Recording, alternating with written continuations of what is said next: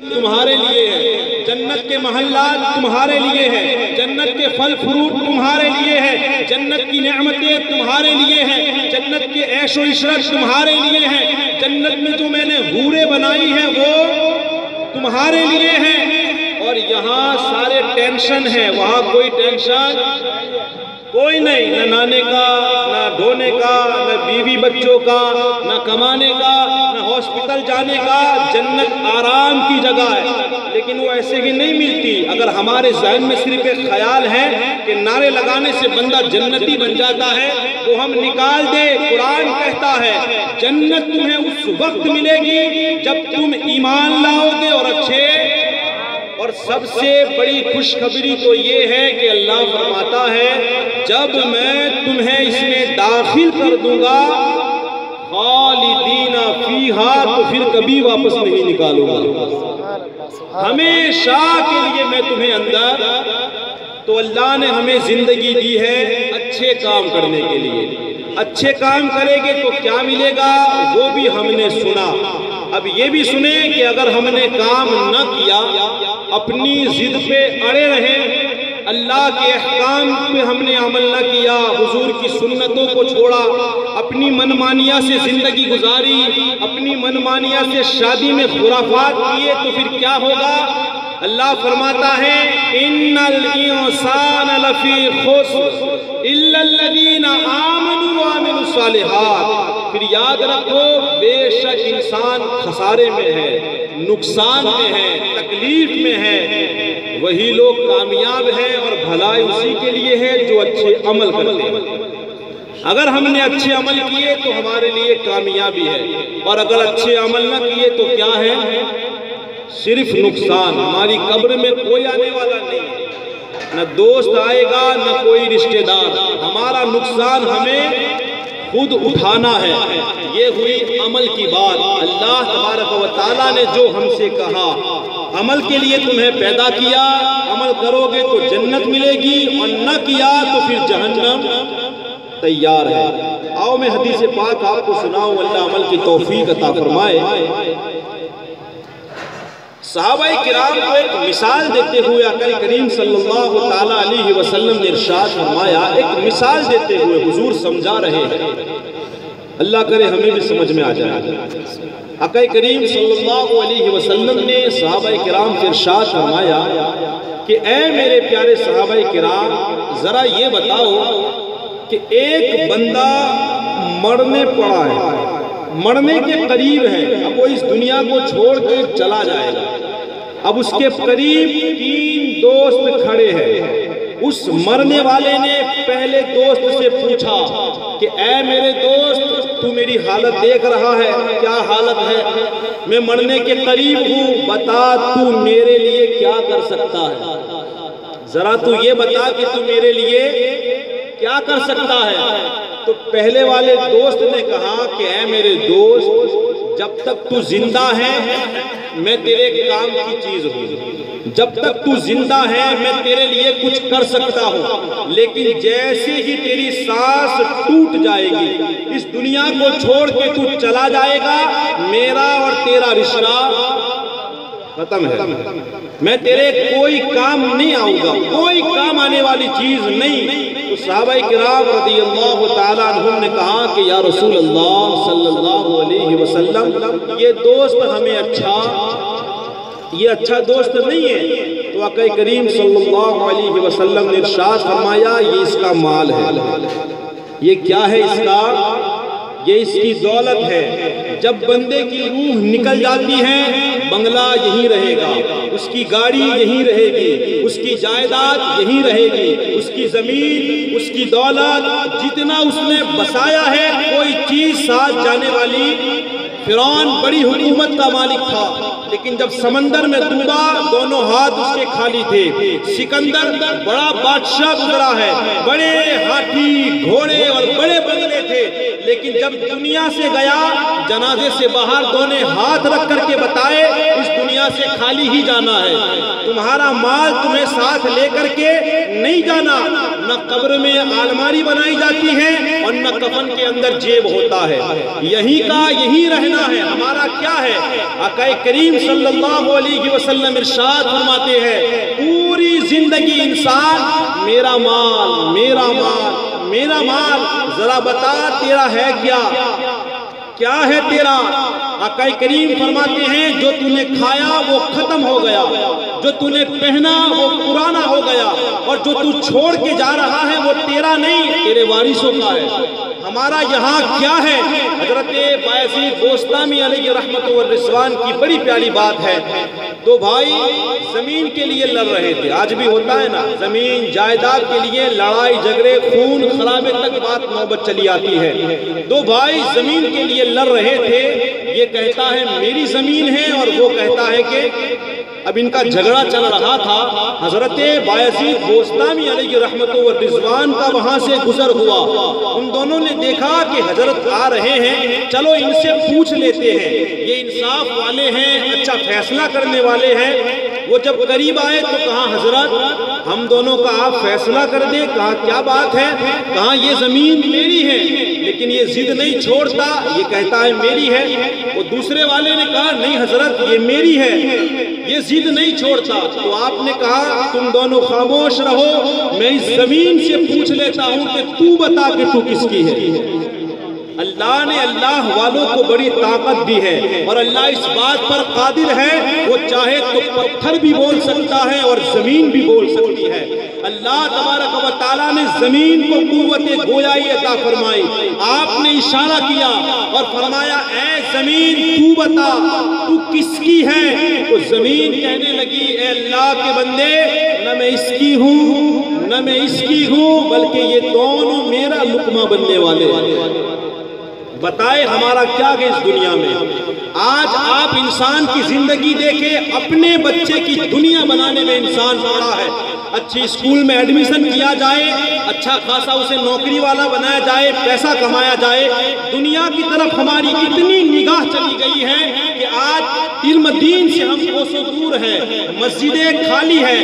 کیوں؟ کیونکہ ہم دنیا کے پیچھے پڑ گئے ہیں۔ اور آقا کریم نے ایسے ہی نہیں فرمایا، اللہ کے رسول تو فرماتے ہیں انسان کے پاس اگر دو سونے کی وادیاں ہو وہ تیسری کی تمنا کرے۔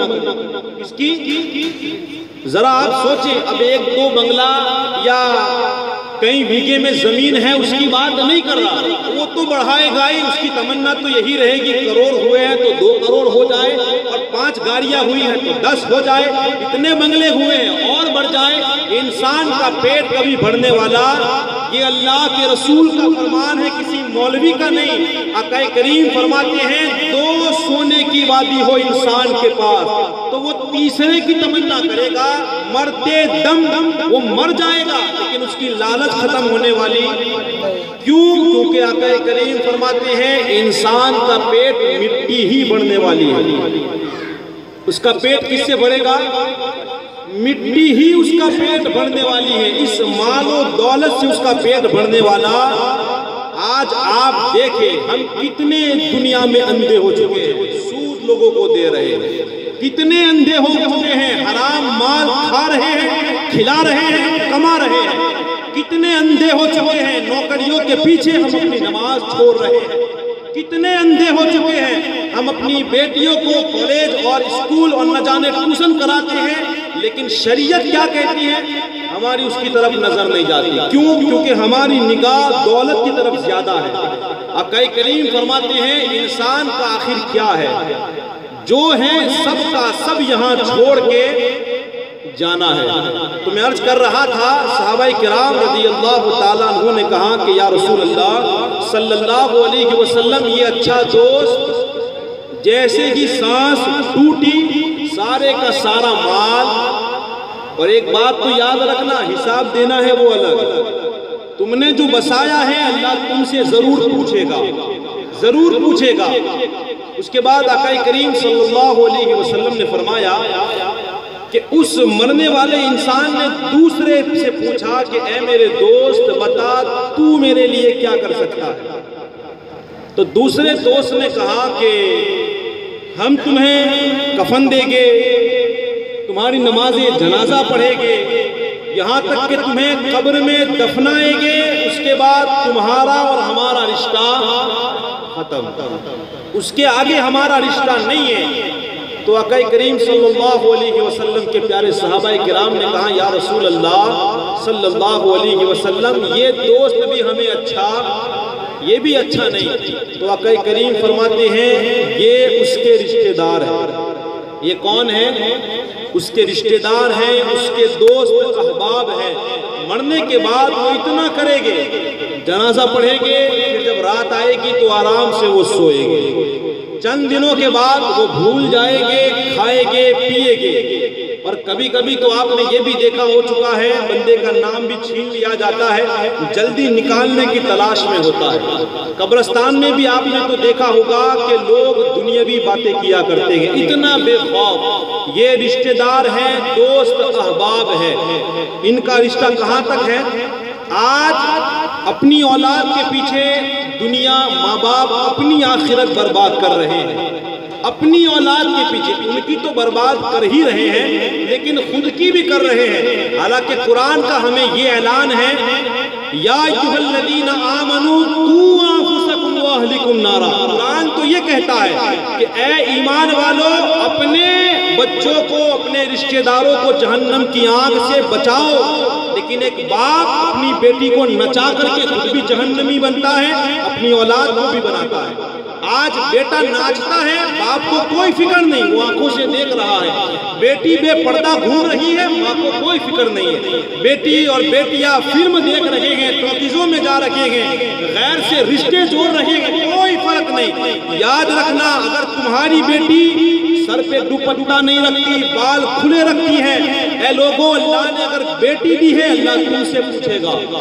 اللہ نے تم سے کہا ہے تمہارے بیٹی بیٹیوں، تمہارے رشتہ داروں کو جہنم کی آگ سے بچاؤ۔ اگر آج تم نے پردہ نہ کرایا، اللہ تم سے پوچھے گا۔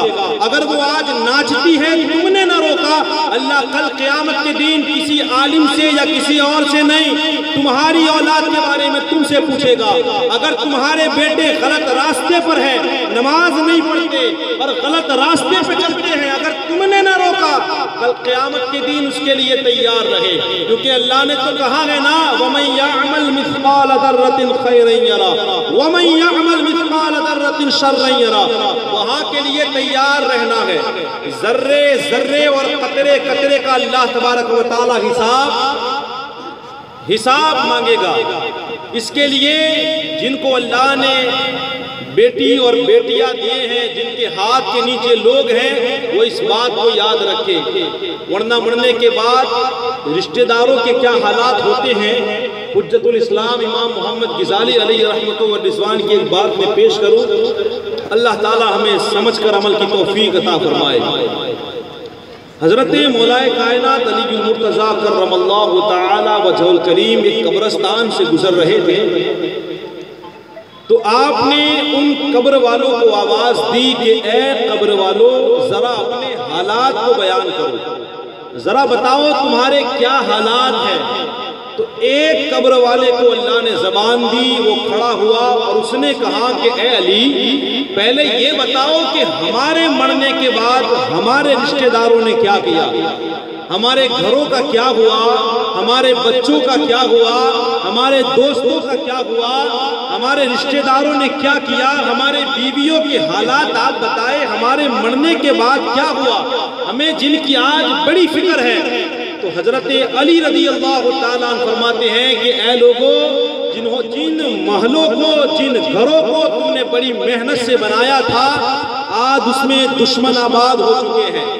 جن دوستوں کے ساتھ تم وقت گزارا کرتے تھے، بڑی محبت تھی، آج ان دوستوں نے نئے دوست تلاش کر لیے ہیں۔ جن اولاد کی تمہیں بڑی فکر تھی، مرنے کے بعد وہ تو جائیداد بانٹنے میں لگ چکے ہیں، تمہیں کون یاد کرتا ہے، سارے بھول چکے ہیں۔ اپنی بیویوں کے بارے میں پوچھ رہے ہو، انہوں نے تو دوسری شادیاں کر لی ہیں۔ اللہ اکبر، یہ کہنا تھا، وہ چیخ مار کر کہنے لگا افسوس ہے جن عورتوں کے لیے، جن بچوں کے لیے، جن رشتہ داروں کو نبھانے کے لیے ہم نے اپنی آخرت برباد کر لی، آج وہ سارے بھولے بیٹھے ہیں۔ مولا کائنات رضی اللہ تعالیٰ عنہ فرماتے ہیں اب ذرا یہ بتاؤ کہ تمہارے حالات کیا ہوئے، ذرا غور کیجئے گا۔ امام غزالی لکھتے ہیں اس قبر والے نے کہا اے علی کیا بتائے، جن بالوں کو ہم سوارا کرتے تھے وہ ہماری کھوپڑیوں سے آج نکل چکے ہیں۔ میری ماں اور بہن جن بالوں کو وہ چھوٹے رکھتے ہیں اور لوگوں کو دکھاتی ہیں، یاد رکھنا ایسے بالوں کو اللہ قبر میں تمہاری کھوپڑیوں سے نکال دے گا۔ اگر تم چاہتی ہو کہ یہ بال سلامت رہے تو ان بالوں کو غیر محرم مردوں سے چھپا کر کے رکھو، انشاءاللہ قبر میں اللہ اسے سلامت رکھے گا۔ وہ کہتی ہے کہ وہ کہتا ہے اے علی کیا بتائے، جن چہروں کو دیکھ کر ہم ناز کیا کرتے تھے، شیشوں میں دیکھ کر فخر کیا کرتے تھے، اسے تو کیڑے مکوڑے کھا چکے ہیں، ہمارے کفن کو تار تار کر دیا گیا ہے۔ اے علی کیا بتائے، بڑی تکلیف ہے، یہ کیڑے مکوڑوں کا گھر ہے۔ اے دنیا کے مکان کو سجانے والوں، قبر کو بھی سجاؤ، وہاں کب جنت کا باغ بنے اور کب جہنم کا گڑھا بنے یہ کوئی نہیں جانتا۔ ہماری قبر کو ہمیں ہی روشن کرنا ہے، کوئی اور روشن کرنے والا نہیں ہے۔ اور اللہ نے بتایا ہے اچھے اعمال کرو گے تو انشاءاللہ تمہاری قبر بھی اچھی ہوگی اور تمہاری آخرت بھی۔ ایک بڑی پیاری بات ذہن میں آئی ہے قبر کے حوالے سے، میں پیش کر دوں، اللہ تعالی ہمیں عمل کی توفیق عطا فرمائے۔ ایک اللہ کے بزرگ تھے، ان کا کام یہ تھا کہ وہ قبرستان میں قبریں کھودا کرتے تھے، 3 قبریں ایک ساتھ کھودتے اور اس کو پھر بیچ ڈالتے۔ ایک مرتبہ ایک اللہ کے بندے ان کے پاس گئے اور جانے کے بعد پوچھا کہ حضرت یہ بتائے اتنے سالوں سے تم قبریں کھودتے ہو، کیا کبھی تم نے عجیب منظر دیکھا ہے؟ تو کہا کہ ہاں میں نے ایک منظر دیکھا ہے، وہ میں بھول نہیں سکتا، اور اسی منظر نے آج میری زندگی بنا دی ہے، اسی منظر نے میری آج زندگی بدل کے رکھ دی ہے۔ اس واقعے نے وہ ذکر کرتے ہیں کہ دراصل بات یوں ہے کہ میں معمول کے مطابق 3 قبریں کھودتا اور جب تینوں بک جاتی پھر 3 کھودتا۔ میں نے 2 قبریں کھود کے تیار کر لی، اب تیسری قبر میں کھود رہا تھا، لیکن اس وقت عجیب حالات تھے۔ وہ کہتے ہیں کہ بڑی شدت کی گرمی لگ رہی تھی، پسینہ آ رہا تھا، ایسا لگ رہا ہے کہ قبر میں جیسے آگ بھڑک رہی ہو۔ وہ پریشان ہے کہ پہلے کبھی ایسا نہیں ہوتا تھا، آج ایسا کیوں ہو رہا ہے؟ وہ کہتے ہیں میں نے بڑی محنتوں سے، بڑی تکلیفوں کے باوجود میں نے قبر کو کھودا۔ اس کے بعد میں سامنے ایک درخت تھا، اس کے پاس جا کر کے بیٹھ گیا تاکہ اب کوئی آئے گا قبر کھڑی دے گا۔ وہ کہتے ہیں میں نے ایک عجیب منظر دیکھا، اور منظر یہ دیکھا کہ آسمان سے 2 آنے والے آئے، آسمان سے 2 آنے والے آئے، اور پہلی قبر کے اوپر ایک پائٹی کی جانب ایک سرہانے کی جانب کھڑا ہو گیا، اور ایک بندے نے کہا کہ لکھو، دوسرے نے کہا کیا لکھو؟ کہا لکھو کہ اللہ تبارک و تعالیٰ نے اس قبر کو مشرق سے لے کر مغرب تک چوڑا کر دیا۔ اللہ اکبر، اس نے لکھا۔ پھر وہ دوسری قبر پہ گئے، کہا لکھو، کہا کیا لکھوں؟ کہا لکھو کہ اللہ نے اس قبر کو جہاں تک نظر جا رہی ہے وہاں تک کشادہ کر دیا ہے۔ وہ کہتے ہیں کہ پھر وہ تیسری قبر پہ گئے، اس کے بعد کہا کہ لکھو، کہا کیا لکھوں؟ کہا ایسے لکھو، انگلی سے اشارہ کرتے ہوئے کہا کہ بس، یعنی اللہ نے اس قبر کو اتنا بنا دیا ہے۔ ذرا سوچئے، میت کو لیٹایا جائے اور اللہ قادر ہے، اگر اتنی قبر کر دی جائے تو میت کے کیا حالات ہوں گے؟ وہ کہتے ہیں میں پریشان ہوا، پہلے تو شدت کی گرمی لگ رہی تھی، اب آپ جان گئے کہ اس میں جو آنے والا ہے اس کا کیا ہونے والا ہے۔ وہ کہتے ہیں میں انتظار کر رہا تھا کہ کوئی آئے، ایک جنازہ آیا، جنازے کے ساتھ صرف 8 یا 9 بندے ہو گئے۔